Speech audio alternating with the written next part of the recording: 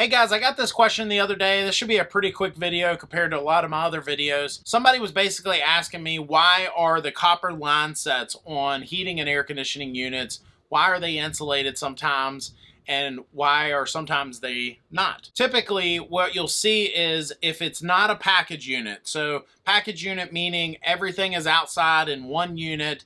If you have sort of a split system of some type, maybe you have an outdoor unit and it's matched with either an air handler inside, or maybe you have a furnace with a coil and there should be copper line sets that run between the two. Whenever you have some sort of split system like that, you'll see at least one of the lines insulated. Is it good to keep that insulation up to date and all that good stuff? Of course. The better insulated it is, the better that system can run in some cases. You know, if you're on a real hot summer day and that line set runs through a really hot attic, the better it's insulated, the better off you'll be. But the question that I was actually getting was, well, why is it that sometimes both of them are insulated and sometimes they're not? And the answer is pretty simple. On a standard split system, the reason only one of the lines is insulated is because the metering device, it's what we call it, it's the part of the system that will restrict that refrigerant, making the evaporator coil do what it's supposed to. And that metering device could be a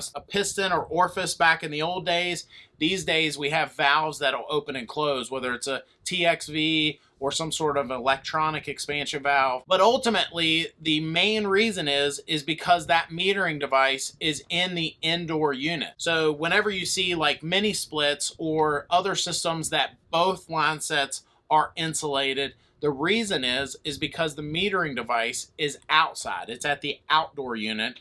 And if you don't insulate those line sets, they will condensate and you will have dripping. You know, the line sets will actually get condensation on the outside of it and it will drip in your attic or home or wherever they run through because they're not insulated very well. So that's the main reason. If you do have line sets and they are insulated, if that insulation gets damaged or it starts to get old and brittle and break away, definitely get that replaced, because yes, it helps with efficiency a little bit, but the main reason is if you don't get that replaced in AC mode, it could create condensation and create a water leak, water damage in your home. So I hope that helps. Thanks for watching. Hit that subscribe button.